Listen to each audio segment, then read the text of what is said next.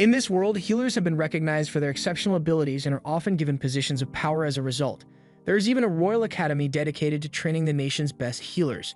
As a healer, you are usually going to be classed as first, second, or third rate. But then we have Xenos, who doesn't even have a license to use healing magic. However, that hasn't stopped him from helping people whenever he can. So he opened a small office on the edge of the kingdom so he can treat the people who need his help. Once he is done healing the man who came to his office, the man thanks him, but he doesn't have much to pay Xenos with, so he offers him all the money in his pocket. Xenos is fine with it because he's not doing this for personal profit, and after the man leaves, his assistant, Lily, comes in to remind him that he got a house call. Xenos says he's going to head out immediately, so Lily tells him she will have dinner waiting when he gets back. A few hours later, Xenos is done with his house call and is on his way back home, but while he's walking down the street, he notices a wolf girl who looks like she's in terrible pain. Just then, a noble catches up with the girl and starts yelling at her. He asks where she has been, so the girl tries to explain that her stomach was hurting really badly, so she tried going to the hospital, but they wouldn't treat her because she didn't have any money. The noble looks at her like she's stupid, and a stomach ache isn't enough to warrant a trip to the hospital, especially not for a slave like her with no health insurance. He then drags her off and says she should get back to work immediately. The noble takes the girl to a cemetery and throws her to the ground, causing her to smash her head on a tombstone. He really must not care about her health because an injury like that is enough to kill a person. Plus, after the girl rolls over on the ground in pain, some scary black energy went into her, so I'd be very concerned. However, the noble has the observational skills of a blind man, so he thinks the girl is faking it and tells her to get back on her feet immediately. She obviously can't do that because of the severe pain. The noble walks over to her body and threatens to put her in one of these graves if she doesn't listen to him. But she can barely move, so he proceeds to kick her across the floor. The noble is sick of waiting around for her, so he says she should hurry up and start looking around the cemetery for anything of value. He then starts walking away, and maybe it's the severe pain or the fact that she got possessed, but the girl snaps and slashes the noble across the stomach. The noble is in disbelief at first because he has never been injured so badly before. He tries reasoning with the wolf girl, but then he remembers how he was kicking her a second ago, and she looks like she's out for blood, so there's no point in trying to negotiate. He starts running away at the speed of a light jog because that's as fast as he can go, and the noble definitely would have died here. But by some miracle, Xenos happened to be in the area, so he runs to him for help. He tells Xenos that his slave went crazy and is trying to kill him, but Xenos saw the way he treated her back on that street, so he is pretty sure that the noble deserved it. The wolf girl eventually catches up with the noble, so he begs Xenos to save him. Xenos takes one look at her, and he can clearly see the dark energy around her, so he asks the noble what he was doing when the girl went out of control. The noble doesn't want to admit that he was trying to get her to rob some graves for him, so he just says he was farming for loot. That's definitely illegal, but he tries to change the topic and reminds Xenos that he is severely injured, so he needs to get to a hospital right away. He even offers to pay Xenos if he can save him from the girl, but Xenos doesn't care about money. However, he also took an oath to save people's lives, so when the girl charges at the noble, Xenos pulls him out of the way in time. The girl then throws a bunch of rocks at Xenos, so he skillfully evades them without much effort. If he is skilled enough to do that, the noble thinks he should be able to kill the girl, but Xenos firmly refuses because he has a strict no-kill rule. The noble tells him to stop spouting that Dark Knight nonsense, because if Xenos doesn't kill that girl right now, then she might end up killing the noble. But Xenos still refuses because as a healer, his goal is to save as many people as possible. And immediately after saying this, he proceeds to punch straight through a rock that the girl threw at him. And I'm pretty sure healers can't normally do that. Xenos can tell that the girl is incredibly fast. In fact, she's way faster than a demi-human should be, so he knows something is wrong. He doesn't want to hurt her too badly, so as the girl tries to slash him, he pulls up a shield, and as soon as she makes contact, she gets flung backwards into a nearby building. Incidentally, this also causes a piece of the building to collapse right next to the noble, and Xenos is fast, so he totally could have saved the noble, but he simply chose not to. Now that everything has calmed down, Xenos walks over to the girl's body, and her leg is broken from the fall, so she is struggling to get away. She is still feral, so Xenos lets her bite onto his arm to keep her in one place. He has figured out that she is possessed, so he puts his hand on her head and starts healing her to get the spirit out. He is successful, but he is still a little curious as to what she could possibly have been doing to make a spirit possess her. In any case, he still needs to take care of the ghosts, so he uses his powers to exorcise it. He then turns back to the girl, and now that she's back to normal, he heals her broken leg so she can walk again. The noble sees this as he pulls himself out from under the rubble, and he is amazed that Xenos is powerful enough to heal a broken leg instantly. He is still badly hurt, so he pleads with Xenos to save him, But Zeno says he actually just clocked out for the day, so the noble will have to wait until tomorrow to get healed. The noble knows he's going to bleed out in a couple of hours, so he begs Zenos to heal him right now. Zenos eventually agrees, but he says it's going to cost him extra. The noble doesn't care about the price, so he gives Zenos all the money he has. This is well above the current market rate for healing, so he assures Zenos should be satisfied, but to his surprise, Zenos says this is nowhere near enough. He doesn't usually care about payment, but considering how scummy the noble was acting earlier, Zenos is feeling very capitalistic right now. The noble threatens to report Zenos for extortion, but that wouldn't bother him since he doesn't have a license in the first place. He's technically an illegal healer, but the noble probably knows all about illegal stuff considering the fact that he has been grave robbing. Anyway, Zenos is willing to make a deal, so he tells the noble that he is willing to accept alternative payment, so in addition to the gold, he wants to take the noble's slave. The noble never cared about the girl anyway, so he agrees to Zenos' terms, and as soon as Zenos heals him, he hands over the girl's slave contract. The noble then walks off in a fit of rage, so Zenos sits on the floor next to the girl and waits for her to wake up. When she finally regains consciousness, she is surprised to see a man sitting next to her, and asks him who he is. Zenos tells her his name and explains that he just bought her, so from now on she's his slave. With that out of the way, he tells Till to take off her clothes immediately. Till gets flustered and asks him if he's serious, but Zenos isn't joking. He says he paid a lot for Till, so he needs to make sure his property is in good condition. Till eventually does as he says since she can't disobey her master, and once Zenos gets a good look at her body, he can immediately tell what's wrong. He noticed that she was in pain earlier, and that's because she has a gallstone blocking her bile duct. It should be easy enough for him to fix, so he reaches for her stomach and uses magic to perform the operation. In an instant, the gallstone is removed and Till no longer feels any pain, so she asks Zenos what he did. Zenos explains that all he did was open up her stomach, extract the gallstone, and close her back up in a fraction of a second. A totally normal procedure. Zenos doesn't think there's anything special about it, but Till knows for a fact that no other healer could do something like that. She thanks Zenos for healing her, but he tells her a thank you isn't enough. He invested a lot into her, so he's going to need Till to work to pay him back. At first, Till thinks Zenos is going to ask her to service him with her body, but Zenos just wants her to give him directions to a particular plant he has been looking for. Till thinks that's a strange request, but she leads him to a bush with the leaves that he is looking for. She asks him if this is really all he wants from her because she is willing to do a lot more for him, but Zenos says this is enough. He always demands a fair price for the work he does for others, and her helping him find these leaves is all he needed from her, so all debts have been settled. He then tears up Till's slave contract and tells her she can do whatever she wants with her life now. Till doesn't really know what to do with herself now that she's not a slave anymore, but she's free to try all sorts of new things now, and it's all thanks to Zenos. She asks if she can come see him again, and Zenos says that if she's ever hurt, he will be glad to heal her, but not for free of course. Meanwhile, back at home, while Zenos was out working, Lily began preparing dinner. The food smelled so good that the resident ghost, Camilla, had to come down to see what was cooking. Lily notices her, and Camilla says she's excited to taste Lily's cooking, but the food won't be ready for a while, so she's going to have to wait in her room. Just then, a girl named Zofia came in looking for Zenos, but Lily tells her that he's out on a house call, so he's not here right now. Zofia was hoping to get Zenos all to herself by coming early today, but since he's not here, she decides to wait until he gets back. It looks like Zofia wasn't the only one who wanted to see Zenos today, because a few moments later, Linga shows up looking for him as well. Lily informs her that Zenos isn't here, so Linga says she'll wait, but she's surprised to see that Zofia is already here. She was hoping to lick Zenos all over while he inspected her body, but now that plan is ruined.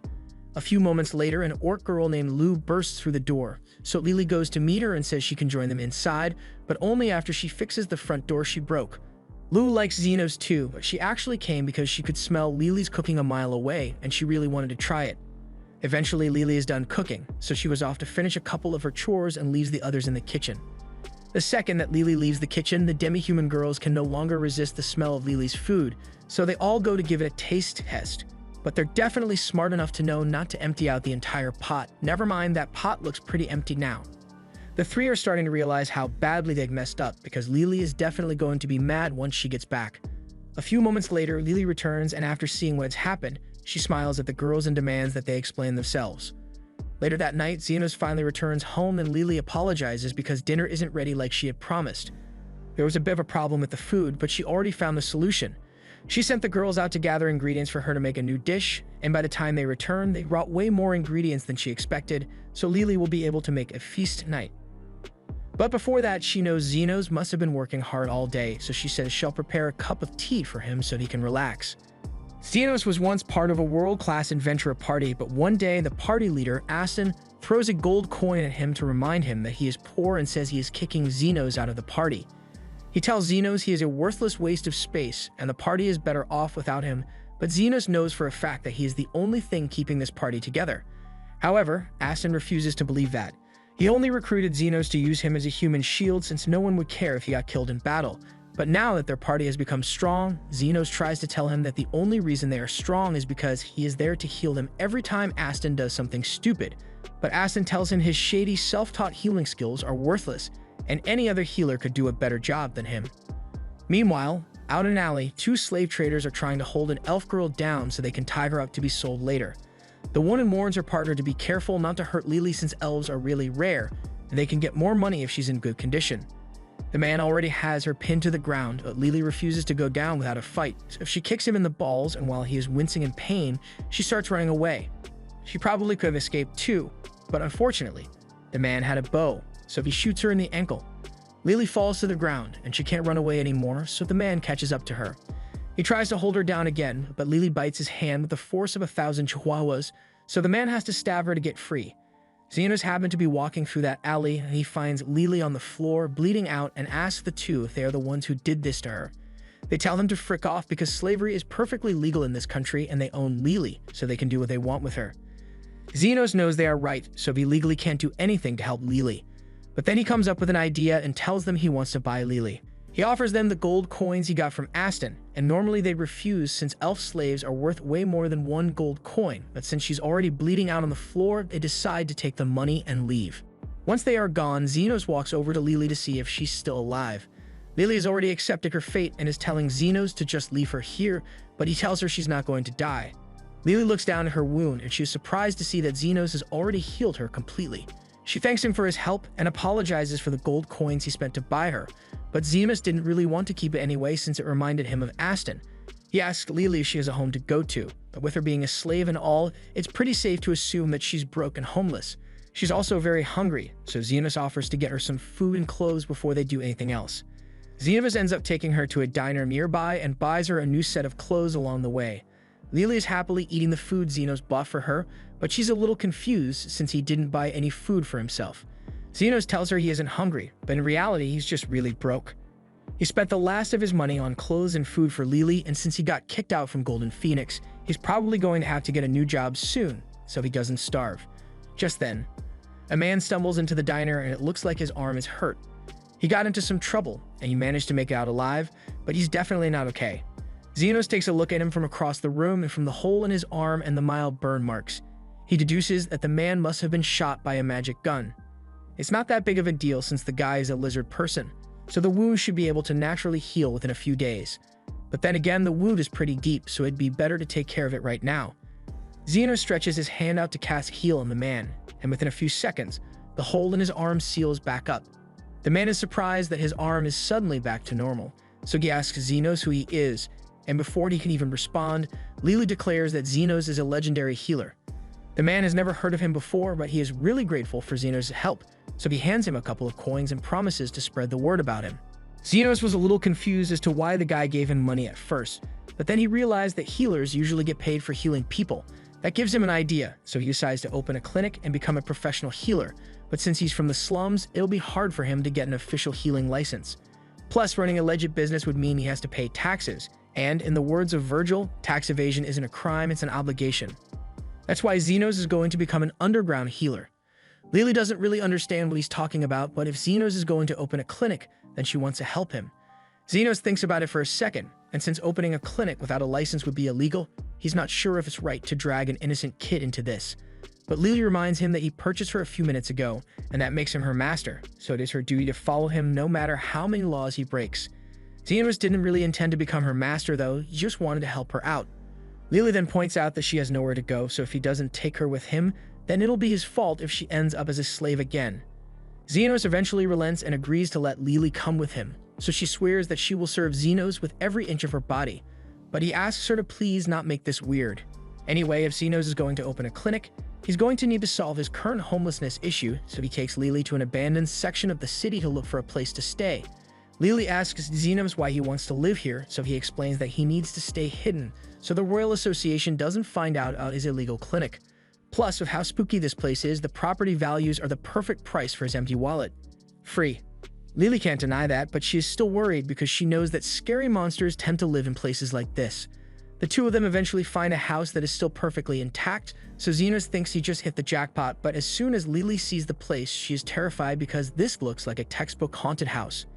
If they get unlucky, they might even run into a wraith. Xenos has no idea what a wraith is, so Lily explains that wraiths are terrifying undead monsters who can turn people into ghosts with a single touch. They head inside, but it's pretty dark, so Lily offers to use her magic to provide some light. Xenos is surprised that Lily can use magic, but she can only use basic spells, so she doesn't think it's very impressive. With the room lit up, they can now see everything clearly, and it's just as bad as Lily thought it would be, but Xenos is still pretty optimistic.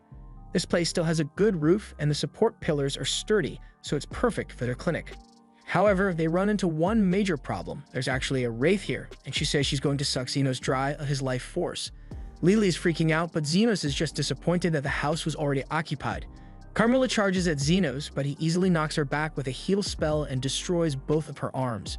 He isn't intimidated by Carmilla at all because back when he was in Golden Phoenix, Aston would often send him into the labyrinth alone whenever he was in a bad mood, and Xenos would constantly run into wraiths down there, so he has defeated at least 100 of them. It turns out that healing magic is pretty effective against undead monsters. Back on topic, he apologizes to Carmilla for barging into her home like this, but there aren't any other options around here, so he asks if she's okay with him moving in. Carmilla feels insulted that Xenos would even suggest moving in with her, the Queen of Wraiths, so she summons a ton of her ghost servants to get rid of him. However, Xenos casually uses a high heal spell to wipe all of them out. Carmilla is stunned by the power Xenos possesses, and she's starting to worry that he might exorcise her, but he really doesn't want to fight Carmilla. He knows it's rude just moving like this, but he really needs a place to stay, so he asks her if she's willing to give him and Lily at least one bedroom and a place for them to treat future patients. Carmilla knows she can't beat Xenos, so she tells him he can have the first floor, but she's keeping the second floor for herself. Xenos thinks that worked out pretty well, but Lily doesn't know if she should be more scared of Carmilla or Xenos. By the next morning, Lily is really bored since there aren't any patients around, so she asks Xenos if she should go outside to do a little advertising. But Xenos doesn't think that's a good idea since the Royal Hospital might find out about this place. Besides, it shouldn't take too long for them to get their first customer, and sure enough, a few minutes later someone walks in. Lily stands up to go greet their first customer, and she's surprised to see that it's the guy Xenos healed yesterday. Xenos had been expecting him to show up sooner or later since law-abiding citizens don't end up getting shot by magic bullets. And guys like him probably don't want to go to normal hospitals for obvious reasons. The man introduces himself as Zond and says he needs Xenos to take a look at his sister. Xenos says he will do what he can, so Sophia shows him her minor flesh wound. Sophia says her arm has been acting funny since yesterday, and after taking one look at the wound, Xenos deduces that Sophia was shot by some sort of magic with a poison attribute. Sophia asks him if there is anything he can do about it, but since Sophia spent all night with it like that, all her arm tissue is pretty much dead. He tells her it is better to just chop the whole arm off to avoid spreading the poison. Sophia is disappointed to hear that she has to lose an arm, but it is what it is, so she asks Xenos how much it will cost for Xenos to amputate it. He tells her she'll have to pay 1,000,000 yen, and as soon as he says that, Zond is enraged because that's an outrageous price for a simple amputation. He's ready to throw hands over this, but Sophia tells him to calm down and starts trying to negotiate with Xenos. She asks him if he really wants to give her such a high price when she's Sophia the Tornado. Sophia is the leader of one of the 3 gangs that run this area, and Xenos is well aware of who she is, but he refuses to do work for free, especially because regeneration is so tiring. Sophia is confused since she has never heard of a healer who could regenerate limbs, and Xenos is confused as well since he didn't know other healers couldn't regenerate limbs. He trained himself to be a healer, so he doesn't know what counts as normal. But that doesn't matter right now, so he asks Sophia if she wants to go through with the procedure. Sophia agrees, so Xenos sets her down on a table and gets ready to amputate the arm. He creates a magic scalpel to do it, but Sophia is a little concerned since she has never seen anything like it before. Xenos explains that it's just a blade of condensed magic that he can conjure at will. It is super sharp and completely sterile, so it's perfect for performing surgeries, but again, most healers can't do that. Xenos begins the operation and uses a constant flow of healing magic to numb the area. He then chops off the infected arm and gets ready to regenerate a new one. He raises the output of his healing magic and begins reforming Zofia's arm, layer by layer, until it's as good as new. Zofia is amazed and grateful that Xenos really regenerated her arm, so she has no complaints about his price anymore. She also says she'll start sending her injured subordinates to Xenos if he's okay with it. And as long as they are paying customers, Xenos doesn't mind. Over the next few days, Xenos has been getting a lot of patience from the Lizardman faction, so Lily makes some tea for him to relax. Xenos thanks her for being so considerate, but he wonders why she made 3 cups instead of 2. Lily says she made one for Carmilla to drink, but Xenos isn't sure she'll want to join them down here. However, Carmilla apparently really likes tea. While they are taking a break, Lily asks Xenos if he knows why the Lizardmen are always getting injured so badly. And from the people he has seen so far, he believes there's a turf war going on between the different factions. And speaking of factions, it looks like one of them just broke down the door. A group of werewolves barge into the clinic, and their leader, Linga, declares that she is going to kill Xenos. She has been fighting the Lizardmen for days now, but no matter how many of them she injures, they always keep getting better, so she's going to take out their healer. First of all, Xenos doesn't work for the Lizardman faction, and he would like to avoid violence here. But Linga has already ordered her men to kill Xenos. However, with his defensive magic, nothing they do can even move him, much less deal damage. Linga realizes she can't beat Xenos, so instead, she resorts to destroying the clinic to get rid of him. But that was a dumb idea because this is still Carmilla's house too, so she won't stand for someone destroying it. As soon as Linga and the other werewolves see Carmilla, they are terrified because a wraith is a deadly monster that they could never hope to defeat. Carmilla fully intends to drain them of their life force for what they did, but Xenos asks her to calm down because he doesn't want anyone to die in his clinic. And as long as Linga and her men are willing to fix the damage they caused, he will forgive them. Things were going well for Xenos after he got Linga and the werewolves under control, but one day an orc comes in and says that his boss wants to meet him. Xenos expected this to happen sooner or later since he has already had to deal with 2 of the bosses of the slums. Leah was the boss of the orcs and ogres, and she has made a fortune from excavating magic stones with her brute strength, so she's a big deal around here. On the bright side, after dealing with her, he won't have to worry about anyone messing with his shop anymore, so he decides to just get it over with. But before he leaves, he asks the orc if Lu is the kind of person who could be reasoned with. The orc responds and tells Xenos that she is the most wise and dignified person he will ever meet. Xenos is glad to hear that, but he is curious as to why the orc didn't bring Lu here with him, so the orc explains that she currently can't move. That sounds pretty bad, so Xenos wastes no time and rushes out to see his new patient. The orc leads into a cave and introduces Xenos to Lu. She is glad to finally meet him, but before he does anything, Xenos asks her how she found out about him. Lu explains that the Lizardmen and werewolves have been ranting and raving about the super-secret healer that they aren't supposed to tell anyone about. That kind of defeats the whole point of being an underground healer, but Xenos will have to deal with that later. According to what Lu heard, Xenos will heal any injury as long as he's paid a fair price, so she wants to see how good he really is. Xenos walks up to her and raises his hand, so Lu asks him what he's doing. Xenos explains that he can't see any external injuries on her body, so he is scanning her to see if there's anything wrong with her insides. Lu is surprised to hear that since most healers can't do that, but Xenos thinks it should be standard practice because how would you treat a patient if you can't check for internal injuries? Anyway, once Xenos' scan is done, he identifies a lump in Lu's abdomen, and because there is mana emanating from it, he believes is a mana stone. Lu tells him he is correct, and this particular mana stone is enchanted with explosion magic, so if she moves from this spot, she might blow up. Xenos asks if someone tried to assassinate her by slipping it into her food, but Lu tells him nothing like that happened. She was just really hungry and mistook the stone for a rice ball, so she ate it. Anyone could have made the same mistake. Okay, maybe not, but Xenos doesn't think there's any reason to worry because sooner or later a mana stone will just come out the other end. He gets ready to leave, but Lu tells him it's not that simple. When she ate the stone, she partially chewed it up, so there isn't much time left before it detonates. She has already accepted that she will die because of her mistake, but her only concern is the fact that her men refuse to leave her side. Xenos asks her what she expects him to do, so she explains that she just wanted him to come here so she can donate all her wealth to him. Once she blows up, it will mean the end of the orc empire she built, so she would rather give all her money to someone who will put it to good use than let it fall into the wrong hands. While she was researching Xenos, she found out that while he demands high prices for his healing, he has a rule about treating children for free, so he must be a good person. She throws a key over to him and explains that he can use it to access her treasure vault once she is dead. But Xenos never said he was going to let her die. The fact that she hasn't blown up yet means she must have eaten the mana stone relatively recently, so Xenos summons his scalpel and walks right up to her. Without saying a word, he starts cutting into Lu's stomach, and at first her men try to stop him, but then Xenos holds up the explosive magic stone.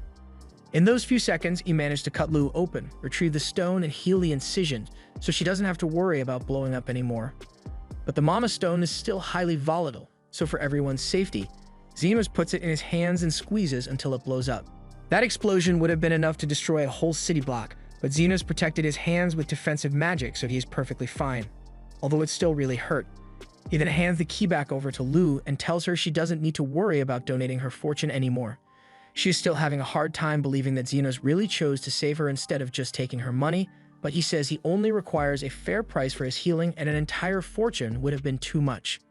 Lu has decided that she really likes Xenos now, so she tells him that if he ever needs help, all he needs to do is say the word and she will do everything in her power to assist him. She even offers to have her men provide security for his clinic, but Xenos would rather keep his distance because having Lu's men around is bound to cause problems. A few days go by and Lily is sulking by the front desk because Zofia, Linga, and Lu have been visiting the clinic a lot more recently. Now that Xenos thinks about it, he has been seeing them a lot lately, and they never seem to be injured, so he's starting to wonder why they bother coming in the first place. He assumes they are just bored, but Carmilla tells him those women are clearly in love. Xenos doesn't understand why they would be in love with him since he's just a regular underground healer, but Carmilla knows what she's talking about. Lily is a little worried that one of them might end up dating Xenos and take all his attention, but Xenos says he would never date any of them because, no offense, but they're a bunch of weirdos. Even so, Carmilla thinks it's only a matter of time before those three wage war on each other to decide who gets to have Xenos. Xenos doesn't think things will ever get that bad, but literally the next day, Zofia comes in with a basket of fruit for Xenos and says she is thinking about waging war on the other factions for an unspecified reason. Linga and Lu do the exact same thing, and no matter how much Xenos protests, they refuse to listen to him. Carmilla finds the whole thing funny and jokes that so many people are going to die because of Xenos' womanizing ways, but he doesn't appreciate the way she's phrasing it. The death battle is set to start by noon today, but he can't just let them kill themselves over him, so he has to do something. Meanwhile, the three have already gathered in the stadium with all their men, and they are about to begin the bloodbath when all of a sudden, Xenos shows up. They all turn to him to see what he's going to say, but he tells them he's not here to stop the fight. He knows they have long-standing grudges against each other, so he's going to let them duke it out with one another until they are satisfied. Since Xenos has given them approval for the battle, all the girls agree to fight with everything they've got, and whoever survives will get to claim Xenos' virginity. Xenos doesn't remember agreeing to that last part, but before he can say anything, the fight has already begun. Zofia makes the first move and tries to cut Linga's head off with her daggers, but Linga manages to dodge in time and backflips away. Meanwhile, Lu jumps in and tries to dropkick Zofia, but Zofia moves out of the way, so a bunch of background characters get hit instead. Zofia and Linga clash again, but before they can land a hit on each other, Lu comes in from the top rope and nearly smashes both of them. Zofia gets pushed into the orc corner of the stadium, so she starts attacking the orcs, and the others start doing the same with the members of the opposing factions. It's a gruesome sight with people getting cut up left and right, but to everyone's shock, even after fighting for 6 hours, not a single person has died yet. Just then, Zofia notices that the wounds on her arms are healing on their own, and Xenos tells them that he's the one behind it. He agreed to let them have their little death battle, but he never agreed to let any of them die, because after all, they are still his patients. Zofia feels kind of stupid for not realizing what Xenos was doing until now, but none of them knew it was possible for a healer to heal so many people at once, let alone do it constantly for over 6 hours. They realize that at this rate, the fight is never going to end, and that's the exact point Xenos was trying to make. Unless they can come to terms with one another, they will never be able to live in peace. But if they feel the need to continue fighting, then he will be right here to heal all of them. And just to be clear, he's going to be charging them for his time. The girls now realize how stupid it was to start a war over nothing, so they all agree to get along with each other going forward. However, they're still going to keep fighting over Xenos. They just promise to keep it non-violent. Meanwhile, Lily asks Xenos why he went through all the trouble to do this, so he recalls something that his teacher once told him. A healer is third-rate if they can only heal injuries, second-rate if they can heal the whole body, and first-rate if they can make the world a better place. So while Xenos doesn't think he has what it takes to be a first-rate healer, he still wants to try to make these slums a better place. And besides, if he let all of them die here, he wouldn't have any more patients to treat at his clinic. At least that's what Xenos says, but Lily knows he is just saying that to hide how much he really cares. if the different demi-human factions start getting along and they won't fight anymore, and that would mean Xenos won't get as many patients as before. Yet he still chose to help them anyway. That's part of the reason she likes him so much, and she says this to him directly, but Xenos doesn't really understand what she means. Anyway, it's getting late, so he plans to go collect his payment and head home for the day. Lily is surprised because she thought he was joking when he said he would charge them for the healing he did during the fight, but Xenos was dead serious. Healing that many people is really exhausting, so of course he wants to get paid for it. Meanwhile, over in the capital, the commander of the Royal Knights is meeting with the vice commander, Krishna. She asks the commander if something happened, and he explains that he heard a rumor that says the war between the demi-humans suddenly ended. Krishna is surprised to hear that since the demi-humans have been at war over the slum territory for years, so she finds it hard to believe they suddenly decided to get along. The commander doesn't really believe it either, but if it really is true, then he needs to do something about it. This kingdom has existed with royals and nobility sitting at the top for centuries, and it has stayed that way because all the poor people who are treated unfairly are usually too busy fighting amongst themselves to be a significant threat. However, if they are at peace, then they could form a united front, and then they might start demanding things like universal healthcare, and nobody wants that, right? The rumors say that an individual mediated between the demi-humans to get them to stop fighting, so the commander is putting Krishna in charge of dealing with him. Krishna understands, so she promises to find this individual and arrest him for the heinous crime of bringing peace. Meanwhile, over in Xenos' clinic, he sneezes because people are talking about him, and as soon as this happens, everyone gets worried that he might have a cold. Linga offers to let him use her tail as a blanket, and Lou offers to let him warm his face up between her thick thighs. Xenos tells them it was just a regular sneeze, and he still needs to heal Zofia, so they should quiet down until he is done. Xenos heals Zofia's arm, and she thanks him for his help, but it has been a while since Xenos had to heal her, so he asks how she got hurt. Zofia explains that she was injured while she was working last night. She steals from the corrupt aristocrats and redistributes it to the poor. But when she was sneaking into an aristocrat's house yesterday, she got attacked by the vice commander of the Royal Knights. She's a crazy woman named Krishna, and she'll blast you with magic fire guns on sight if she catches you. Carmilla gets the feeling that getting Krishna's attention would mean a lot of trouble for Xenos, but Xenos doesn't think he needs to worry about it since there's no way a high and mighty vice commander would care about a random underground healer like him. Meanwhile, Krishna is in the slums looking for information about Xenos. She sees all the demi-humans getting along, so she walks up to a lizard man and asks him to tell her who is responsible for ending the war between the demi-humans. The lizard man doesn't know who Krishna is, and he knows that Xenos is trying to keep a low profile, so he says he can't tell her anything. He tries to walk away, but then Krishna pulls out her gun and she says she'll shoot him if he doesn't answer her questions.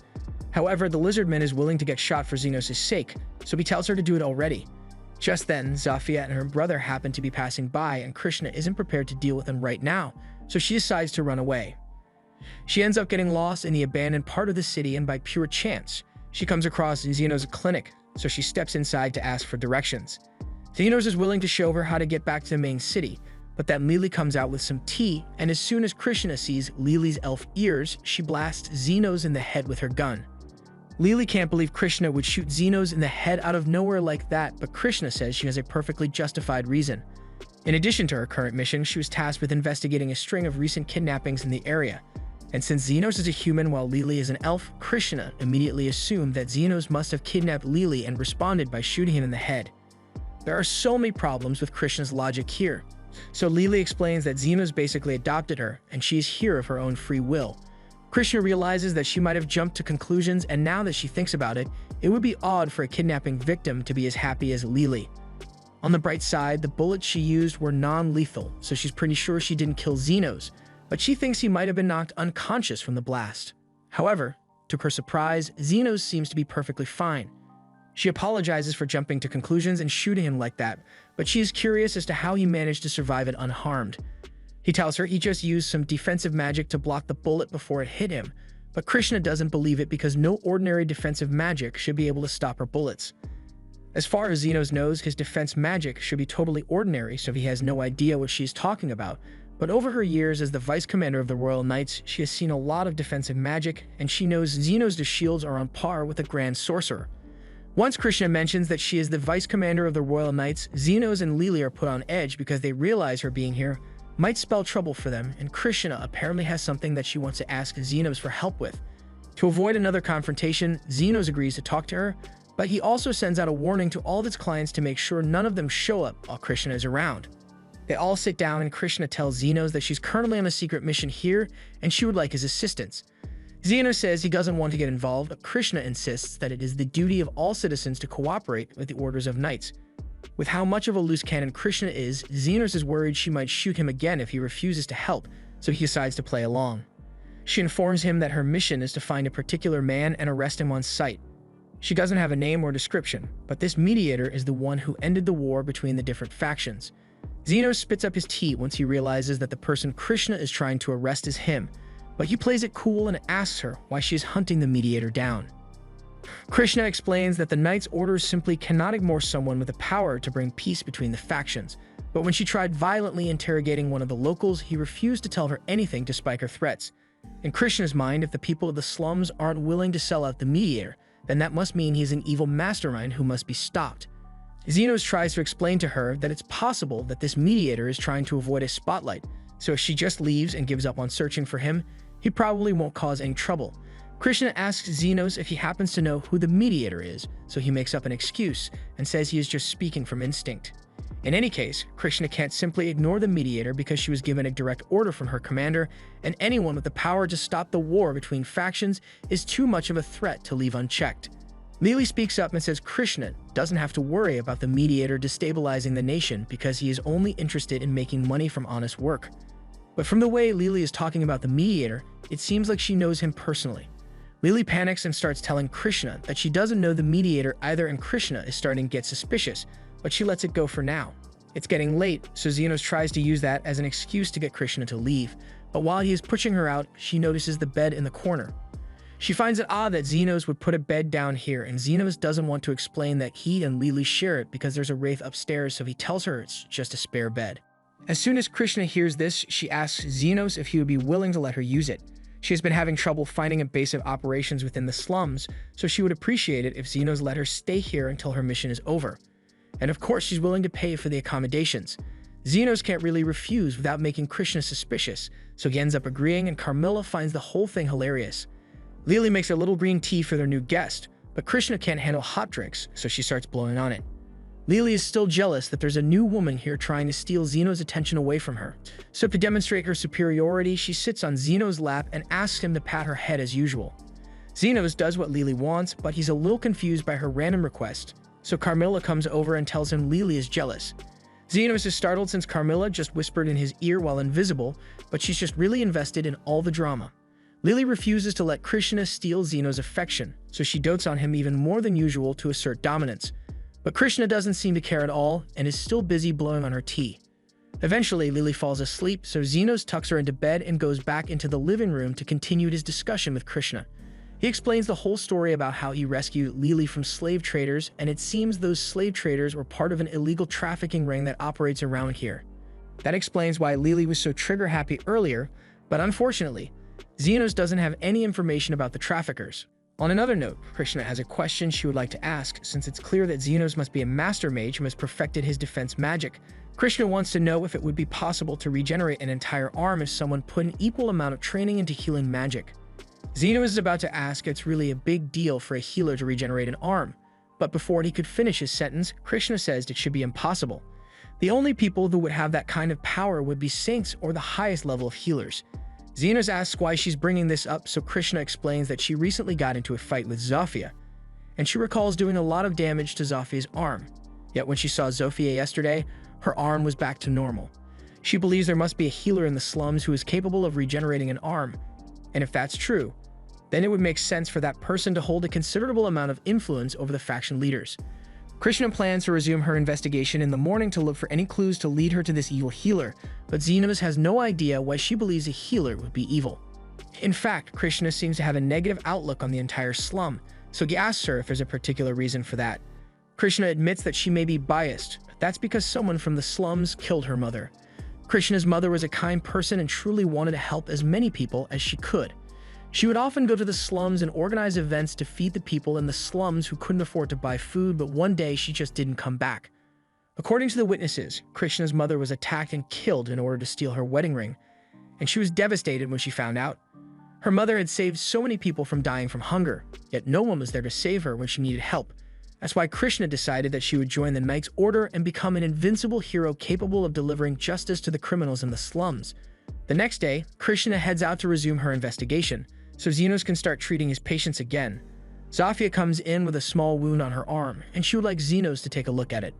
Xenos starts healing her, but he warns Zofia to be a little more careful since they never know when Krishna is going to show up. And speaking of Krishna, she comes in to ask for directions since she got lost on her way out. As soon as Krishna spots Zofia, she pulls out her guns and Zofia pulls out her knives in retaliation. The two have a minor standoff. Krishna asks Zofia if there really is an evil healer gathering criminals to threaten innocent people. Zofia doesn't deny that there's a healer, but he definitely isn't evil. Zofia is a thief, so she isn't exactly a law-abiding citizen, but she knows for a fact that people are doing far worse among the nobility. For instance, Zofia heard that Krishna is investigating the trafficking ring, and after doing a little digging, Zofia found out that the person behind the whole thing is an aristocrat. Krishna doesn't believe her at first since the trafficking ring is centered in the slums, but that's just a clever trick used to distract the Knight's Order from finding the real culprit. Krishna is still skeptical, but she asks Zofia to tell her who is behind the kidnappings, so Zofia explains that it is a man named Kalendor. Krishna finds that hard to believe since Kalendor is a philanthropist who takes great pride in educating orphans, so he could never sell children into slavery. Zofia never expected Krishna to believe her since in her eyes, all people from the slums are nothing but criminals, but the mediator never treated them like that. He treats everyone equally and is always willing to offer a second chance. Nothing like Krishna and her foolish sense of justice. Krishna is enraged that Zofia would insult her sense of justice, so she's about to shoot, but Xenos steps in front of her and tells Krishna to put the gun down. Krishna tries to get Xenos to move, but he says he can't do that because Zofia is his patient and he can't let her get hurt. He apologizes for not mentioning this earlier, but he admits that he is mediator that Krishna has been looking for. Krishna thinks Xenos is lying to cover for Zofia since there's no way he could be the healing mediator. After all, he is already a master of defensive magic, so he can't also be a master of healing.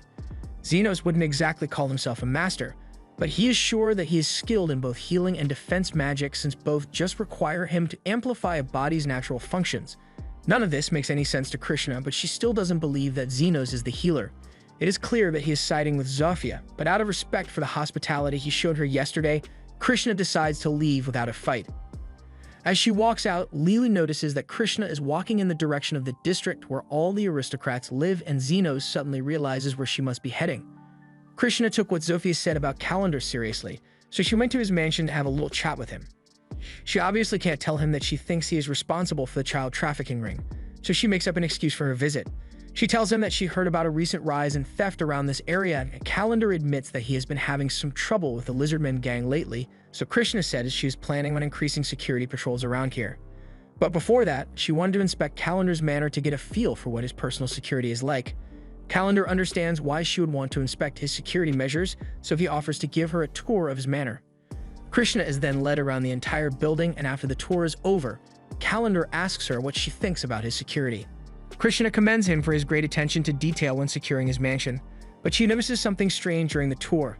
She asks Kalendor if she can use the restroom before leaving, and he has no issues with that, so Krishna leaves his office.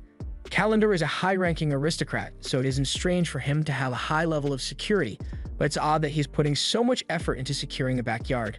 She realizes there might be something there, so she takes a look over the wall and spots a secret entrance. She heads down the tunnel, and to her horror, she finds out that Zofia was right. Kalendor really is the one behind all the kidnappings, but before Krishna could do anything to help the children, Kalendor shows up behind her and uses the guns she left upstairs to blast her arm off. He finds it funny that he was able to get rid of a knight so easily and tells her she shouldn't have come snooping around here. Now all he needs to do is finish her off so he can continue his trafficking operation, but before he could do anything, Zofia and Xenos show up. Xenos was worried that Krishna would get hurt when he realized where she was going, so he asked Zofia to show him the way here. Kalendor refuses to let any witnesses survive, so he sets Krishna's gun to the lethal setting and shoots Xenos in the face. However, to his utter shock, Xenos is still in one piece after getting hit, although the lethal blasts kinda hurt. Kalendor panics and tries to run away, but he accidentally drops the gun, so Xenos picks it up. Kalendor starts begging for mercy, and lucky for him, Xenos has a no-kill rule, but he doesn't have a rule against inflicting pain and suffering, so he sets the gun to non-lethal and blasts Kalendor in the head. He then goes to check on Krishna, but she tells him it's too late for her. Her arm is gone and a big chunk of her stomach is missing, so she has already accepted her fate. But Xenos tells her she'll be fine, although he's going to charge her a lot for this, so she should expect a large bill. A few minutes later, Krishna is back to normal, and she is amazed that Xenos was able to heal such severe wounds instantly. She realizes he must have been telling the truth when he said he was the mediator, but now she has no interest in arresting him because she believes he is a true hero. However, Xenos doesn't think of himself as a hero in this situation. He is just a healer who made sure no one died. If anyone was a hero here, it would be Krishna because she was the first one to take action for the sake of these children. She may be misguided at times, but at the end of the day, she's a kind person who sincerely wants to make the world a better place. Zafia and the Lizardmen help them get the children out of the dungeon, but the Royal Knights are going to be here soon and Xenos doesn't want to deal with them, so he and the others start leaving. However, before he goes, Krishna catches up to him and asks why he chose to save her even though she was his enemy at the time. Xenos turns to her and says he just wanted to make sure she pays her bill. She still owes him some money for spending the night in his clinic, and he expects a full payment, including the cost of his healing by the end of the week. Since Xenos won't have to worry about Krishna anymore, things go back to normal for him and Lily. But Xenos' life hasn't always been so good. Back when he was a kid, he was a penniless orphan in the slums, and he had nothing going for him. So he just spent all of his time sitting in an alley. One day, Aston was walking through the slums trying to decide which child he wants to kidnap, but so far he is disappointed because none of them look like they'd make good meat shields. Just then, he spots Xenos and he decides to take him, so he walks over and starts talking to him. Basically, he tells Xenos, "You're poor, unemployed, and starving, so come with me on an adventure." He says all this in a polite tone laced with fake kindness, so Xenos mistakenly believed he was a good person. However, he was hesitant to accept the offer because people from the slums usually aren't allowed to become adventurers. But Aston tells him that as long as he has the skills for it, he can do anything. He asks Xenos if there's anything he can do, so Xenos tells him he knows a bit of healing magic, but Aston doesn't believe him at all because learning healing magic requires years of studying in the Royal Academy, so there's no way a random orphan managed to figure it out on his own. But regardless of whether Xenos can use healing magic or not, Aston just wants to use him as a distraction in case things go wrong. So when Xenos agrees to go with him, he takes him out into the woods. There, the two of them face off against a wolf monster, and as Aston fights it, he gets wounded a little, so Xenos uses his magic to kill him. Aston then charges at the wolf, so Xenos uses his healing magic again to boost Aston's speed, and thanks to the boost, Aston is able to slice the wolf's head off in one swing. However, he somehow failed to realize that his wounds healed mid-battle, or that he randomly became faster at one point, so he thinks Xenos is absolutely useless. After a couple years of this, Aston eventually kicks Xenos out of his party, and we know what Xenos has been up to since then, but Aston's party hasn't been doing as well. After Aston kicks Xenos out, he and the rest of the party headed into a cave for their next mission. This one is really important because they plan to use it to gain favor with the powerful nobles of the kingdom, but they all hate how much work it is. Yuma tells them that the sooner they get the job done, the sooner they can get back to the inn and continue drinking. Andres is excited since women always fawn over them once they mention that they are members of the Golden Phoenix Party. After all, their party is famous for completing missions and slaying magical beasts without suffering any injuries. Just then, they run into the monsters that they are here to slay, so Aston draws his sword and gets ready to attack. He tells Guile to cast some defensive magic on him as he charges forward, and Guile does exactly that, but while Aston is fighting the wolves, his arm still gets burnt. Meanwhile, Yuma is getting mauled by one of the wolves in the back, so he's not going to be much help. Aston yells for Andres to hurry up and cast some attack magic, but it takes him 4 to 5 business days to finish casting the spell, so he gets hit with a fireball mid-incantation. Aston is shocked and wonders if his team has always been so useless, but it's clear that they aren't going to win this fight, so he orders everyone to retreat immediately. Once they are outside, Aston asks his teammates why they are struggling against monsters that are B rank at best, but Andres tells him he didn't do much against the wolves either. Guile asks Aston if it's possible that Xenos was telling the truth when he said he was healing them, but Aston doesn't think that's possible since there's no way a low-class peasant like him could ever use healing magic. But just to be safe, Aston thinks it might be a good idea for them to hire a healer for their party. A few days later, they return to the cave after hiring a healer. Her name is Ulma, but she warns Aston that she's not suited for healing on the battlefield. She usually only heals in the capital, but she just happened to have an adventurer license, so she agreed to come with them. However, she wonders why Golden Phoenix would even need a healer since they are famous for completing missions with no injuries, but Aston doesn't want to explain what happened, so he tells her to mind her business. Guile asks Ulma if Yuma is going to be alright since he was mauled pretty badly by the wolves last time. Ulma was the one who treated him, so she is sure he will survive, but with how severe his injuries were, there's no way he will ever return to adventuring again. You'd think Aston would show a little compassion for a teammate who was permanently disabled, but he just moves on and says Yuma wasn't worth keeping around anyway. And in case you are wondering why this mission is so important, a lord says he wants to make a scarf out of one of the fire foxes as a gift for his daughter. And if it will get Aston in the good graces of Lord Fennel, he is willing to risk his life for that scarf.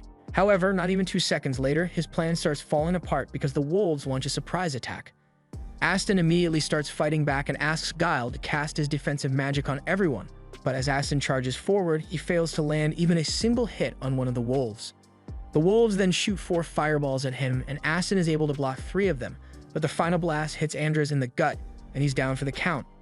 Aston keeps trying to hit the wolves to no avail, but then Ulma yells that they need to retreat because Andres is in critical condition. Aston can't believe everything is falling apart yet again, so once they get outside, he yells at Guile and asks why he didn't use defense magic to protect Andres. However, Ulma tells him that Guile's defense magic was effective. In fact, without it, Andres would have died on the spot from a blast like that. Aston asks her to just hurry up and heal Andres already, but Ulma tells him that's not possible. Only elite healers or saints have the power to heal injuries like this without special preparation, so unless they get Andres to a hospital soon, he's going to die. Later on, Aston meets with the servant of Lord Fennel, and the servant tells him that Lord Fennel is greatly disappointed in him. Aston pleads for his second chance because he is sure he can get the fur for the scarf if he tries one more time, but Fennel's daughter's birthday has already passed, so there's no point. And the reason Lord Fennel is so disappointed isn't because Golden Phoenix failed to complete the quest, it's because Aston kept assuring him that he would get it done. If Aston had simply told Lord Fennel that the mission was impossible to complete for whatever reason, he would have accepted it and arranged for a different present for his daughter, but that's not what happened, is it? For a second, Aston tries to put all the blame for this whole mess on Xenos, but then he remembers that he never officially registered Xenos as a member of the party. So as far as anyone is concerned, Xenos was never a member of the party, and he can't be blamed for anything. Instead, he is forced to bow his head and apologize for all the trouble he caused, but he hates the fact that he is bowing to a servant like this. He promises that he will make up for it, but Lord Fennel's servant asks him how he plans to do that when half of his team members are practically dead already. Aston assures him that he plans to recruit new members to make up for the losses, and next time Lord Fennel gives them a mission, he will make sure they complete it.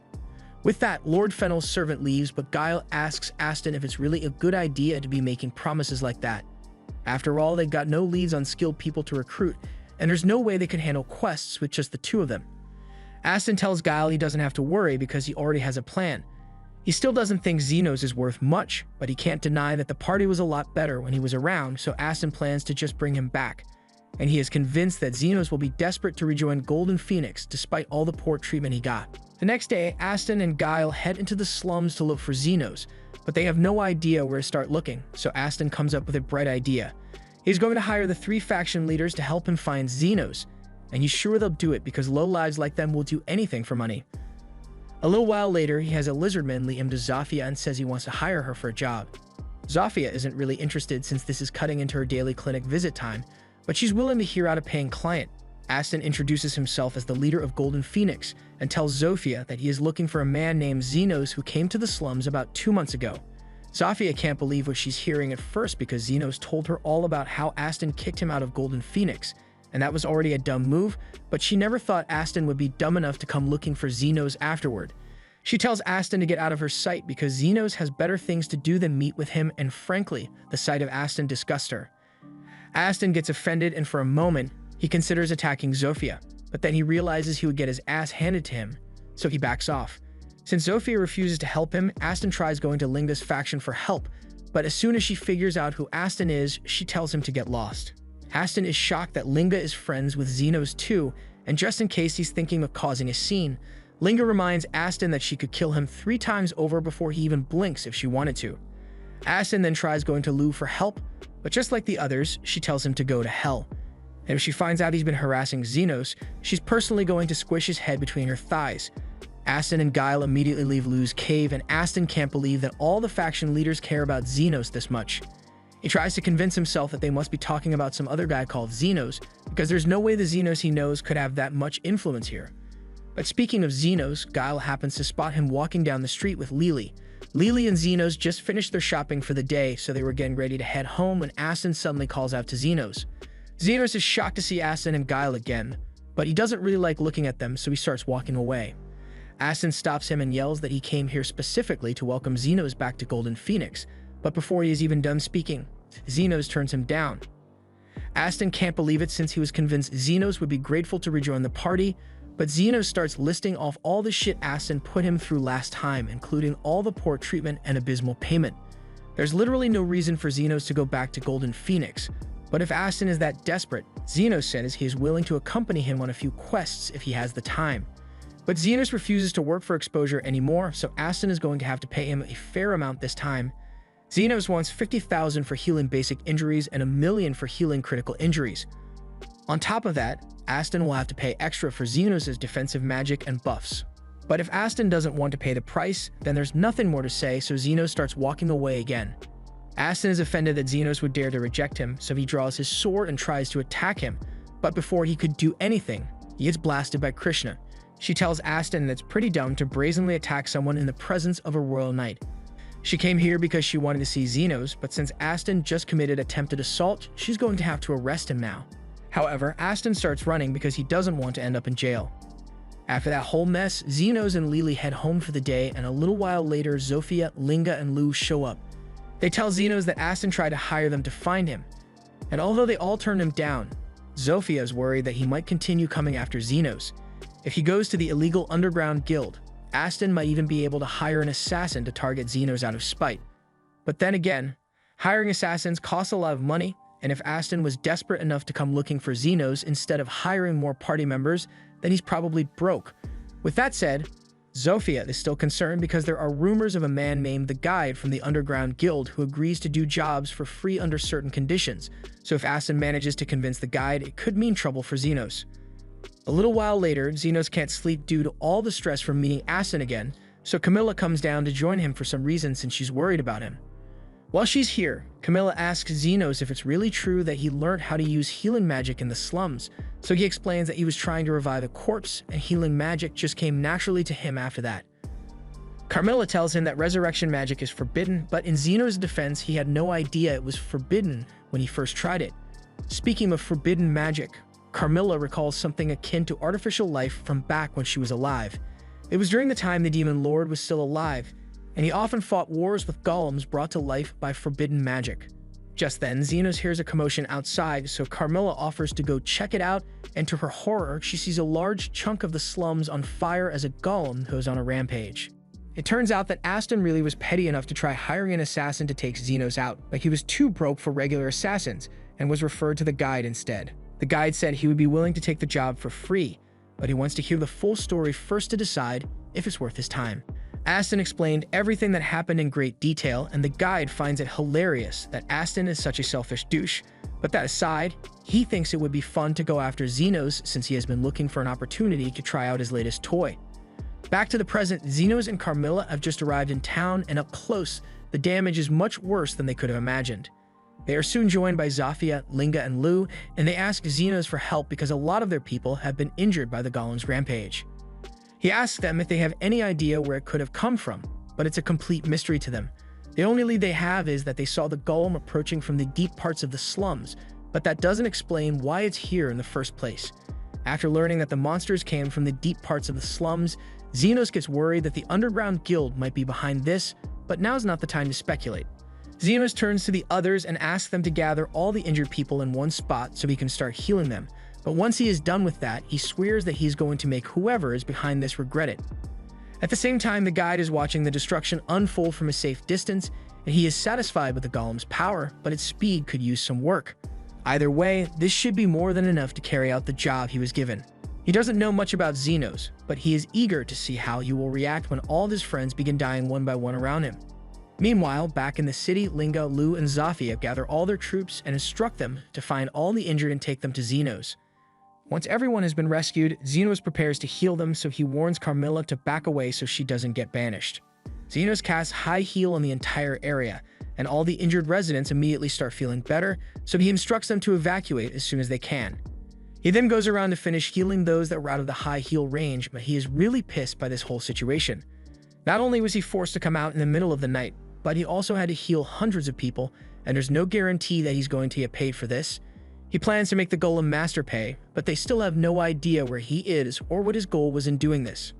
Back to the guy, he is surprised that Xenos was able to heal every single person who had injuries because he was so sure that at least a few people would die in that chaos. At a glance, he can tell that Xenos is an elite level healer, but even if Xenos can heal the people to keep them from dying until he stops the Golem, it's just going to keep destroying stuff. Xenos has just finished healing all the injured people, and everyone has evacuated, but the Golem is still destroying stuff. Xenos asks if there's a chance that it'll get bored and leave on its own, but Carmilla tells him that's not possible. Golems are designed to keep going until they have completed their purpose, and it's likely that the Golem was ordered to destroy the slums, so it won't stop until there's nothing left. Still, the high-purity magic stone used to make Golem cores should have been completely used up during the Great War, so she has no idea how someone could have gotten their hands on such rare items. Xenos was really hoping he could get some rest, but he can't let it continue destroying this place, so he is going to have to deal with it before things get any worse. The others offer to join him, but Xenos asks them if they are sure since he can't guarantee that he will have time to heal them if they get hurt in battle. They are all well aware of the risks involved, but they still want to fight by his side to defend their home. He is glad to have the support, but they are going to need a plan of attack, so Xenos asks Carmilla if she knows how to take down a Golem. She explains that he is going to need to destroy the magic stone that makes up the Golem's core, otherwise it will keep going forever. Xenos is disappointed to hear that because he was hoping he could sell the Golem core to make some extra money, but it is what it is. He tells everyone to start attacking the Golem with everything they've got while he provides support, so the three immediately rush in to attack. As they move forward, Xenos casts an agility buff to speed them up, and once they are about to attack, he casts his strength boost, allowing the three of them to shatter the Golem's leg. With one leg destroyed, the Golem loses balance and falls to the ground, but the victory was short-lived because the magic stone in the Golem's core allows it to regenerate indefinitely. The Golem then swats Linga away, and she gets hit so hard that she crashes through 3 houses before she stops. Normally, every bone in her body should be shattered right now, but thanks to Xenos, she's perfectly fine. It has been a while since Xenos had to participate in a real battle, so he's a little rusty, but he's starting to get in the groove again. He just needs to keep 2 things in mind. He can't let himself get too far from the others or his buffs won't be as effective, and because the activation sequence for healing, agility, and strength buffs are different, he can't use all 3 at the same time, so he needs to rotate the buffs depending on what's needed at the time. After a while, Xenos figures out that the Golem's regeneration isn't instant, so as long as he deals enough damage to it once, they can immobilize it. He asks the girls to shatter both of the Golem's legs, and once they do, the Golem begins falling to the ground again. But there's bad news. Zafia spots a child hiding in one of the houses, and the Golem is going to fall right on top of her. Xenos can't cast defense magic on the girl from this distance, so he tries to run to her to save her from getting crushed. However, he doesn't make it there in time. By all logic, the girl should be dead, but for some reason, the Golem stopped itself to avoid hurting her. This shouldn't be possible because from what Carmilla knows, Golems don't have the mental capacity to want to protect people. There has to be something unique about this Golem, and Xenos just figured out what that is because he scanned the Golem and found Aston trapped inside. The guide is honestly surprised that Xenos was able to figure it out so quickly, but it's not like that knowledge is going to help him anyway. The magic crystal the guide had was imperfect, so he couldn't use it to make a Golem normally. That's why he decided to use a human as a catalyst, and Aston was the perfect guinea pig to try it out on. He tricked Aston and implanted the magic stone in his body in order to create a Golem core, and from there Aston and the Golem were permanently fused. Now the guide is eager to see how Xenos will react to this new revelation because after all the lives Xenos has saved, he knows it will be difficult for him to kill. Xenos takes a deep breath and asks the others to leave the battlefield for now. The girls are confused and don't understand why Xenos wants them to leave when they were just about to finish the Golem off, but given what Xenos knows now, he needs to do this on his own. They don't really understand what he means, but they trust Xenos' judgment, so they all clear out to give him some space. Once the others have left, Xenos tells Aston it's time to settle things for good. Their whole relationship started when Aston took Xenos in from the slums, but he always had selfish goals in mind back then.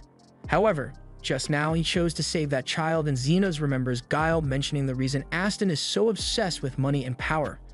When Aston was younger, his sister died because he couldn't afford to hire a healer for her, so he has been chasing money and power ever since.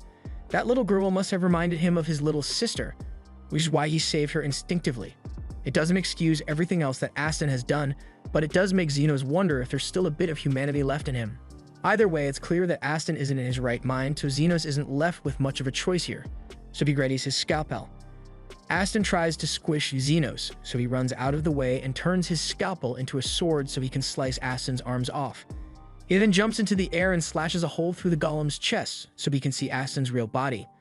He isn't exactly thrilled about this, but he needs to make sure Aston can't cause any more trouble. He slashes Aston across the chest. The guide is surprised that Xenos was able to kill Aston with so little hesitation, but then again, from what he heard, Aston abused him a lot, so it makes sense that he would want to get revenge. Xenos is only slashing Aston to destroy the parts of him that are fused to the magic stone, and then he heals Aston's body to keep him alive. The guide is astonished that Xenos is capable of doing something like this because it takes an insane amount of focus to execute, on top of the fact that Xenos already healed hundreds of people a few minutes ago. Personally, Xenos doesn't want to go through all this trouble to save Aston because he couldn't care less if he died, but someone needs to pay for all this damage. And Xenos already knows Aston is too broke to pay for it himself, so he isn't going to let him die until he snitches on the person who made the golem. Also, while Aston may be a worthless jerk, Xenos won't deny that if Aston hadn't given him that gold coin as severance, then Xenos couldn't have saved Lily, and he never would have opened his clinic. And most importantly of all, as a healer, he swore to save as many lives as possible, and that includes Aston.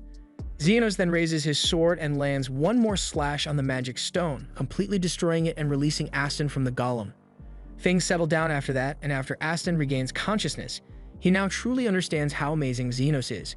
He was partially aware while he was trapped in the golem, so he was able to see how Xenos supported the faction leaders in battle, and he realized that Xenos must have been doing the same thing when he was a part of Aston's party.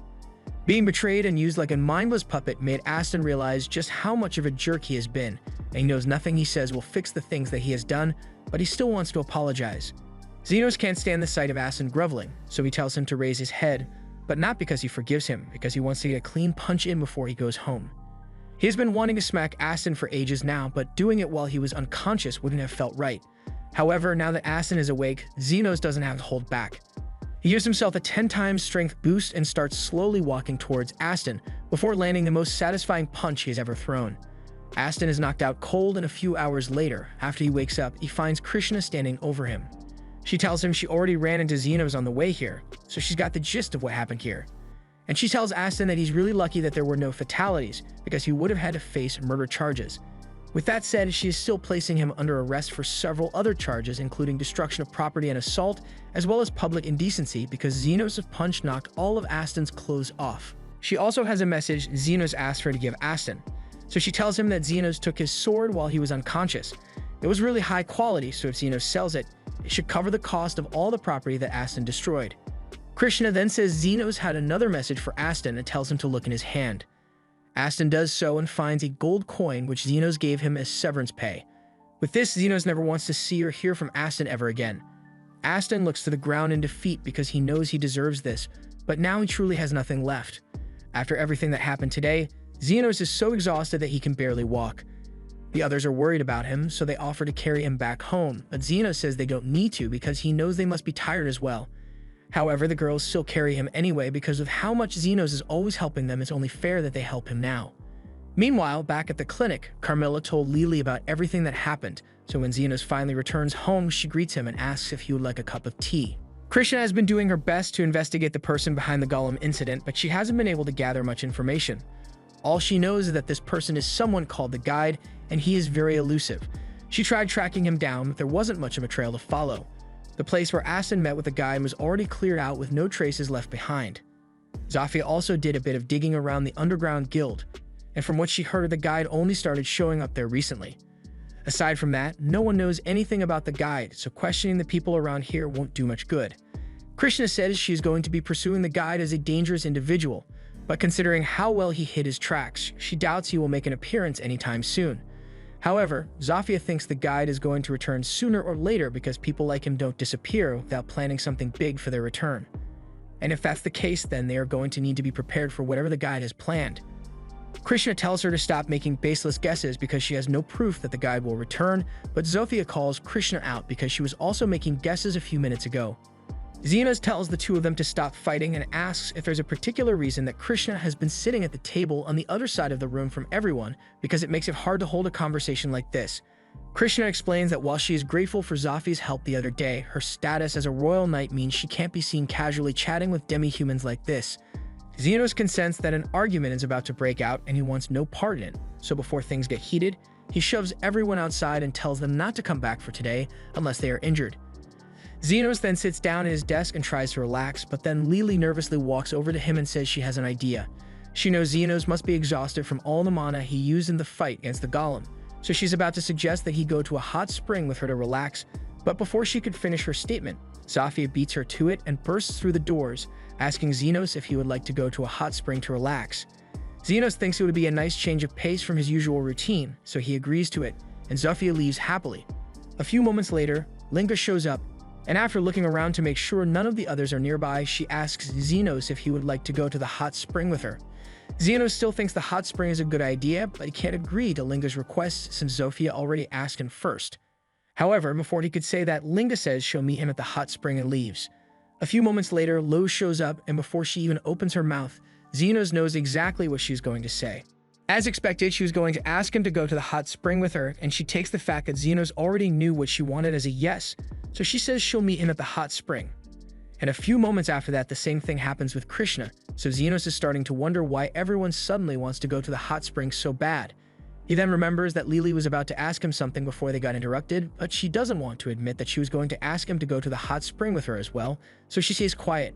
Carmilla overheard the whole thing, and she finds it hilarious that Lily worked up all that courage just to get overshadowed by the others, but Xenos has no idea what she's talking about.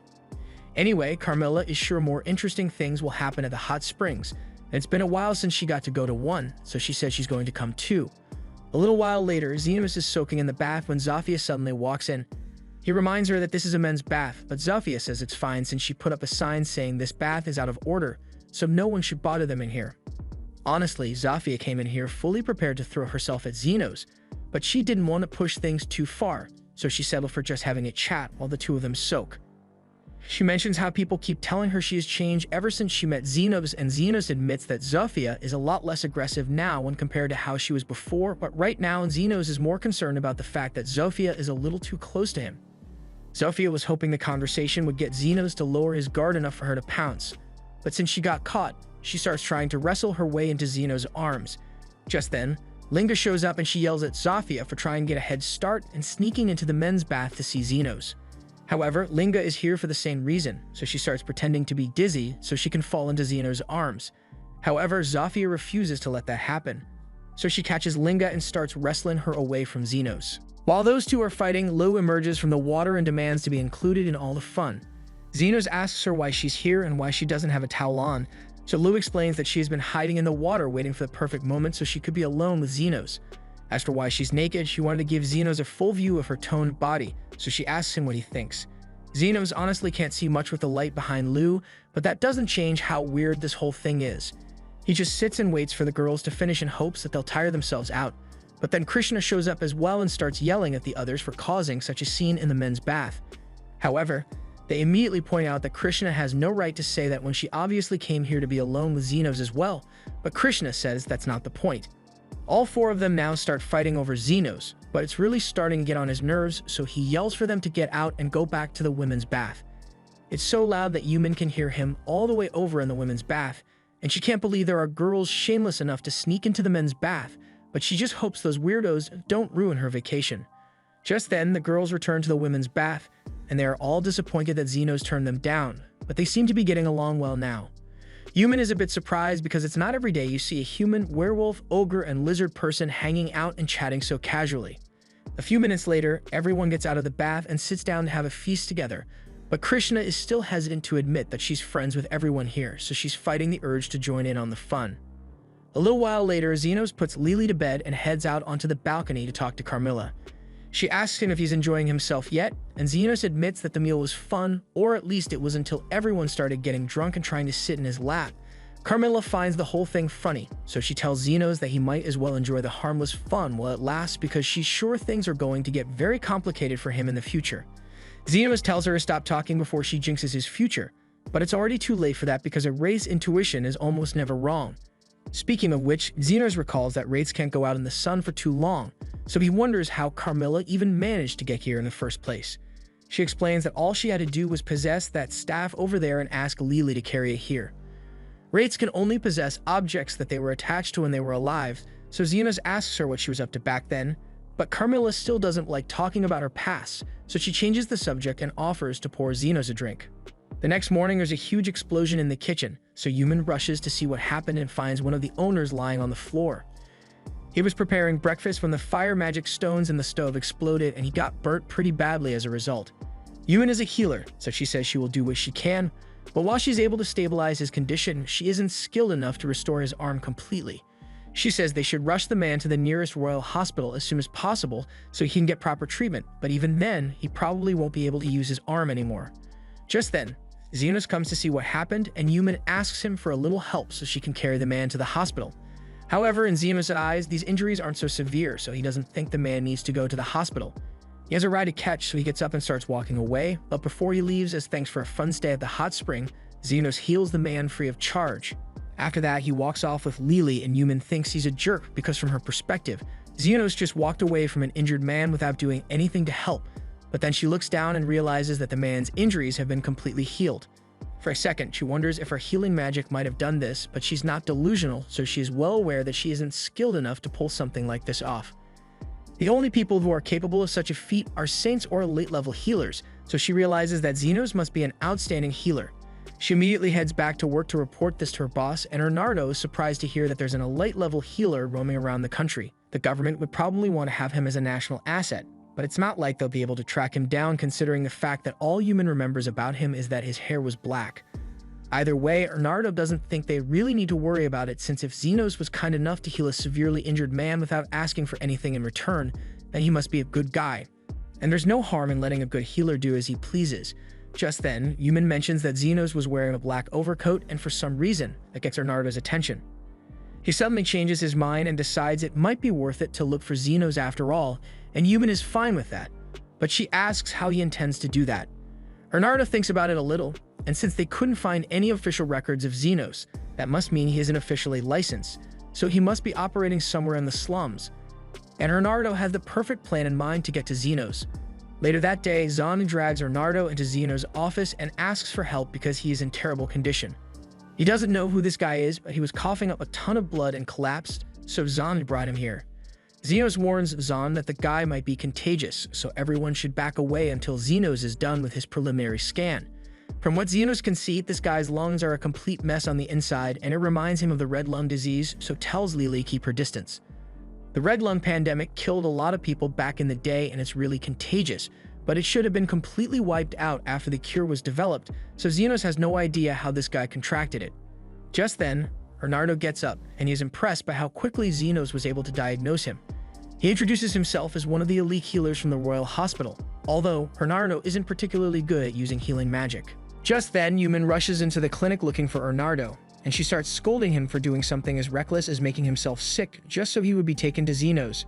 However, Bernardo says he had no choice if he wanted to meet Xenos, although making himself sick is really starting to hurt. He takes a bottle out of his pocket and drinks it while explaining that he took a drug to give himself symptoms of the red lung disease so the locals would lead him to Xenos. But he tells Xenos he doesn't need to worry because the effects should wear off now that he has taken the antidote. Xenos asks him why he has a drug like that in the first place, so Bernardo explains that he made it while he was coming up with a cure for red lung a few years ago. Xenos is amazed to hear that because that means Bernardo is the famous doctor who created the red lung vaccine and was given the title of elite healer for his efforts. That aside, the reason Bernardo wanted to see Xenos so bad was because the description of his coat reminded him of an old friend of his. He asks Xenos where he got the coat, so Xenos explains that it used to belong to his teacher, although he has no idea where his teacher is now. Moving on, Bernardo asks Xenos if he would like to come work at the Royal Hospital with him, because he has a bit of a situation he could use some help with. Just then, the girls show up, and they heard a strange guy is bothering Xenos, so they are prepared to beat him up if he causes any trouble. Bernardo assures them that he didn't come here to force Xenos to do anything. He simply wants to offer him a contract, and Xenos seems okay with it. Zelfie asks him if he's sure about this, but Xenos thinks it's for the best since now that the Royal Hospital knows about his underground clinic, it would be best to gain Bernardo's support. Besides, back when red lung was a problem, Bernardo went to great lengths to distribute the cure to the people in the slums free of charge, so he's a good person and Xenos believes he can trust him. As part of the agreement, Xenos is brought to the Royal Hospital with Bernardo and Yumin, and he is amazed by how massive this place is. They eventually get to Ernardo's office, and after Xenos has settled in, he explains the terms of the job he wants to hire Xenos for. There have been a series of disappearances lately, so he wants Xenos to look into it. Xenos is fine with doing it, but reconnaissance isn't exactly his specialty, so he asks Ernardo if he's sure if he wants to hire someone like him for this job. Ernardo tells him that as a member of the Royal Hospital, he will have access to several specialized programs, so it should be easy for him to gather information. However, Xenos is worried that if he draws too much attention to himself, then his identity might be revealed. Ernardo tells him he doesn't need to worry about that because he already created a backstory for Xenos, so from now on, if anyone asks, he's been studying abroad and just returned recently. Xenos doesn't think a story like that will be enough to fool the other healers, but Ernardo assures him that with an elite healer vouching for him, no one will question it. For now, Yumin leads Xenos to the hospital dorm where he will be living for the next few weeks, and to Xenos' surprise, he finds Lily waiting for him there. He asks why she's here, so Yumin explains that Ernardo signed off on the forms to allow Lily to move in. The dorm policy states that healers are allowed to live with their spouse and close family, so Lily jokes that this means she's Xenos' wife now. But in reality, Yumin set Lily up as Xenos' little sister. She was the one who suggested bringing Lily here because she felt like Xenos would be more at ease with someone he already knows, and truth be told, Xenos was really worried about leaving Lily on her own, so he is grateful for Yumin's consideration. With that said, Yumin leaves Xenos so he can get settled in, and as soon as she leaves, Carmilla shows up as well. He understands why Lily is here, but he has no idea why Carmilla would want to come all the way to the capital. And honestly, she doesn't have much of a reason. She just really enjoys messing with Xenos since interesting things always happen around him. Xenos asks her if she realizes that with all the healers in the hospital, she might get exorcised if one of them spots her, but Carmilla isn't worried about that because aside from Xenos, there aren't many people here who are strong enough to exorcise her.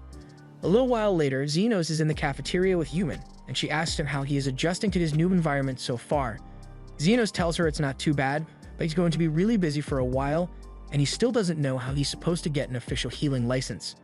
Yumin says she can help with that since she knows the process, so she begins explaining that first, you need to take a healing aptitude test, and if you pass, then you will be accepted into the Royal Healing Academy. Then, after several soul-crushing years of studying, you can take an exam to become officially licensed. That sounds like an awful lot of work, so Xenos is surprised that licensed healers are able to put up with it, but that's not half of it. After you get licensed, you need to take another exam to earn an adventurer license if you want to work out in the field. The same goes for working with the military, and even more tests if you want to raise your rank as a healer. Most of the people in this institution are here to either do research or advance their education, but all this sounds like way too much for Xenos to handle, so he asks Yumin to just tell him about the missing people. Yumin explains that one of the victims was a guy named Fred, and he was an advanced healer here and do research. He was very kind and talented when it came to medicine, and according to Ernardo, Fred was a major contributor to the creation of the red lung cure. Xenos thinks Fred sounds like a good person, so he's worth looking for, but Xenos still doesn't know much about the case, so he asks Yumin if there are any clues. Just then, the cafeteria doors swing open and the Goldrin walks in. Xenos asks who that guy is, so Yumin explains that he is the vice director of the Royal Hospital and a Class 7 advanced healer. Xenos has no idea what Class 7 is supposed to mean, so Yumin explains that healers are classed into 3 levels. Beginner, Advanced, and Elite, and each healer class has 7 levels. A Level 7 Advanced Healer is as high as you can go without becoming an Elite Healer. That means Goldrin is a pretty big deal around here, and according to Yumin, he's running to become the Royal Hospital's next director. The current director is absent most of the time because he is really old, so Goldrin holds the most authority within the academy. And with him in charge, the hospital has changed quite a bit, although Yumin doesn't think that's a good thing. Under Goldrin's reign, the rich receive exceptional care whenever they are sick, while at best, the poor receive an ice pack and a get-well sticker. Goldrin himself doesn't put much effort into improving his healing abilities at all, and rumor has it that he bribed his way into being promoted to level 7. Xenos has a pretty good idea of what kind of person Goldrin is, so he would like to avoid him at all costs. But unfortunately, that isn't an option because Yumin believes Goldrin might have something to do with Alfred's disappearance. Since Goldrin wants to climb the ranks as quickly as possible, he recruits as many talented individuals as possible, and Alfred happened to be one of those individuals. Xenos asks if Goldrin has made any statements in response to Alfred's disappearance, but Goldrin denied any involvement. Xenos understands what he needs to do, but he doesn't know how he is supposed to get in contact with someone as influential as Goldrin. Yumin tells him he doesn't have to worry about that since if Xenos demonstrates his amazing healing skills in one of the programs, then Goldrin is sure to contact him. Xenos knows he is skilled, but he has never really had a chance to compare himself to other healers, so he isn't sure how well his skills will measure up, but he's willing to try anyway.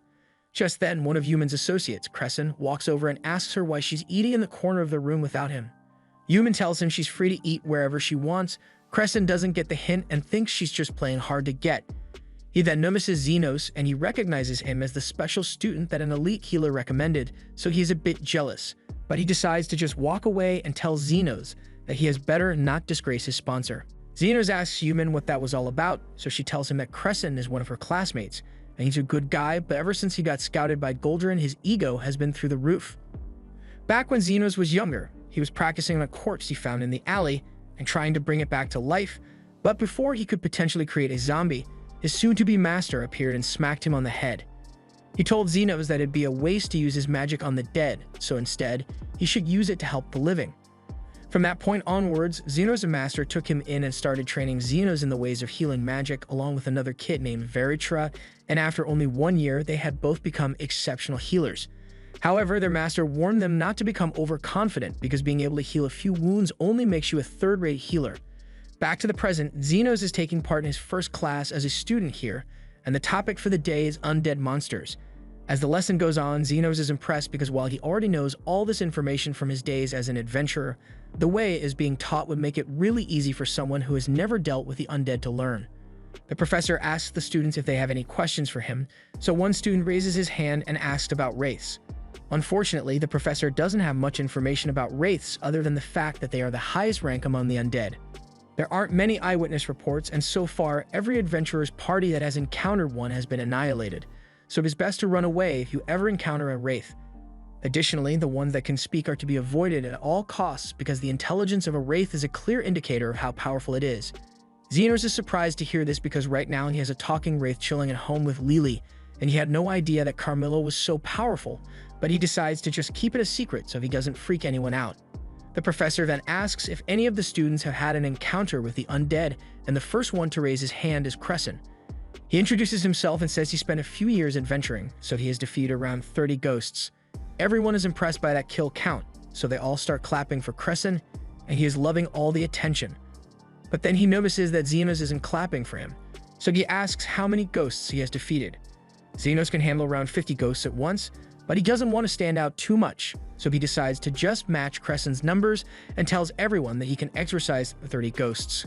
Crescent calls him a liar, but Xenos insists that he can only defeat 30 ghosts at once, and everyone falls silent when they realize he means he can defeat that many in a single fight. They ask him to explain how it happened, so Xenos tells them that he went into the underground labyrinth once, and the place was full of ghosts, so he just kept casting heal until all of them were gone. The students quickly realize that Xenos is referring to the Garmenton Labyrinth, and even gold-class adventurers would think twice before heading down there. It goes without saying that everyone is impressed, but Crescent still thinks he was lying because there's no way Xenos could have outperformed him. The topic of the next class is magic circles, and Crescent decides to sit next to Xenos so he can show him how much better he is. Xenos doesn't really understand magic circles since he has always thought they were a waste of time, but he still needs to attend this class. After the professor shows the class a magic circle, he asks for a volunteer to come up and draw one on the board. Crescent immediately raises his hand and head down to demonstrate his superiority. Crescent is able to draw a flawless magic circle for a basic heal spell, and the professor is impressed by his work. Crescent then tells the professor that Xenos would like to draw a magic circle as well, and while Xenos had no intention of participating in this exercise, he has no choice now. As he said before, Xenos never really bothered learning much about magic circles, but he does remember one that his master showed him a long time ago, so he decides to draw it. Crescent begins laughing at Xenos because his magic circle looks nothing like the ones in the textbook, but as soon as the professor looks at it, he freezes up in amazement because Xenos' magic circle goes beyond basic healing magic. It looks like a regeneration circle, but there's something different about it. Xenos tells the professor that he is correct about it being a regeneration circle, but it's a really weird one. If a patient has lost multiple fingers, then this spell will randomly grow one back. That sounds unnecessarily complicated and would consume more mana than any normal person could possess. However, Xenos is able to activate it easily, although he doesn't think the circle is useful since he can regenerate fingers quicker on his own. The professor realizes that Xenos is a genius, so he begs him to join his research lab, but Xenos politely turns him down, and Crescent hates all the attention Xenos is getting. Later that day, news reaches Goldrin of a new student who is exceptionally talented. According to reports, this student is strong enough to defeat 30 ghosts at the same time, but Goldrin says he doesn't have time to listen to rumors. Just then, someone else comes in and informs Goldrin that there have been multiple undead sighted in the graveyard, so Goldrin comes up with an idea. He plans to send Xenos on the mission to clear the graveyard, and if he lives up to the hype, then he will think about recruiting him. Later that night, Xenos is sent out as part of the exorcism group, including Cresson, and Cresson leads the other students out to face the ghosts, but they are quickly surrounded, and Cresson is starting to freak out. But just before they could be killed, Xenos casts a high heal spell and eliminates all the ghosts. Xenos tells everyone they did a great job of luring the ghosts in so he could deal with them. Before he could finish talking, Cresson starts taking credit for Xenos' high heal spell. The rest of the students have no idea what happened, so they believe Cresson when he says he was the one who saved them, and Cresson tells them to go back to their professors to tell them about how great he is. He then walks up to Xenos and shamelessly tells him that he will never accept Xenos' skill, but Xenos couldn't care less about Cresson's petty credit theft. However, if Cresson really wants to have all the credit to himself, then he shouldn't leave yet because the undead problem hasn't been taken care of. Cresson has no idea what Xenos is talking about, but a few seconds later, the ground splits open and a zombie king emerges. The other students can't believe a monster as powerful as a zombie king really showed up here, but they aren't worried because Cresson should be able to take care of it. And he's gonna have to do it alone because none of them want to get anywhere near that thing. Uman and Xenos could help, but then again, they wouldn't want to get in Cresson's way, so they are just going to watch. To Cresson's credit, he did try to fight the zombie king, but even after casting his strongest heal spell, he couldn't do much damage to the zombie. He stands no chance of beating that thing, but his pride won't let him admit defeat, so he is just running around to avoid getting squished. While this is happening, Uman tells Xenos that undead monsters are attracted to stronger undead monsters, so the ghosts earlier must have shown up because of the zombie king, but Xenos thinks there's more to it than that. Anyway, Cresson is starting to get beat up pretty bad, so Xenos thinks it's time he should step in, but Uman tells him to wait a little. She still cares about Cresson, but she wants him to learn a lesson from this. Cresson has been holding up so far by healing himself every time he gets smacked into a wall, but eventually he gets grabbed by the zombie and he is about to be eaten, so Xenos finally decides to help. He prepares to use one of his most powerful spells, and once he is ready, he casts Mega Heal. Bright lights surround the zombie as an incredible amount of healing magic burns the rotten flesh off its bones. Now that the zombie has been disintegrated, the mission is finally complete. But what Uman said earlier about undead being attracted to stronger undead gets Xenos thinking, and he soon realizes that the reason the zombie and the ghost showed up is because Carmilla is here.